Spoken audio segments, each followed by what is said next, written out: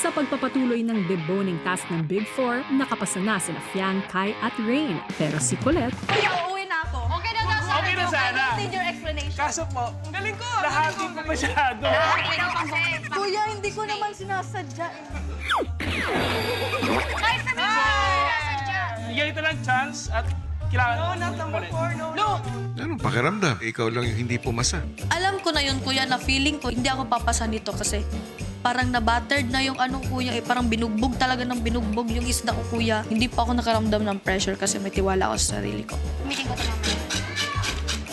Eh, dito mo. Go, Colette. Dahan-dahan sa pagbiyak, ha? Si, Catch. nasobra eh. Oh. Lock in na yung mukha ko, kuya. Yan. Yan. Nakakakat niya na naman yung everything. Ayan. Binilisan ko na, kuya. Open. Debone ka agad. Tapos, Oh. Sino ngayon? Yan. Sino ayan. ang magkahiwalay? Walang magkahiwalay. Para makakain kayo ng Wala, kaninong isda yan. Ba't ang dami pa nakuha ni ate? masarap na bangus. O, edi tapos, perfect pa. Pasado na. Sada na! nang makapasa si Colette, agad nang dumiretso sa pagtatanggal ng hasang ng galunggong ang girls.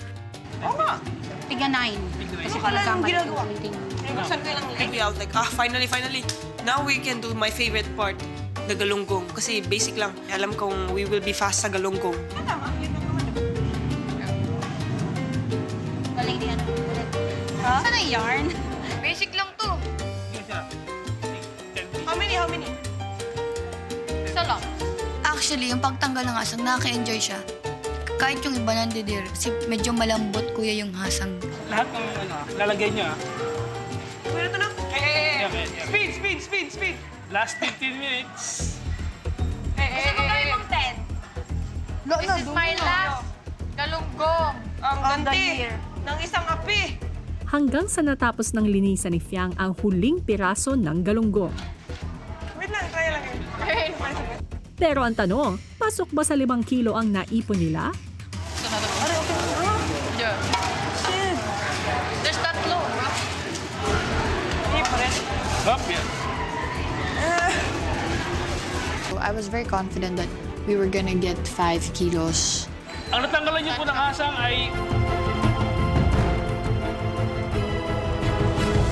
Bali, 5 kilos po mahigit. Ulit, pabigay po ni Kuya. Nagkita kayo ni Kuya? Yes.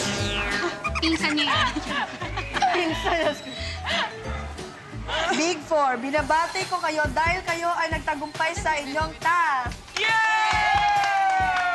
At dahil dyan, madaragdagan pa ng 1 oras ang inyong selling time. Yay! Siyempre, kuya, na happy. I'm so proud sa aming apat. Thank you po, Kuya. Thank you, Mom. Thank you po.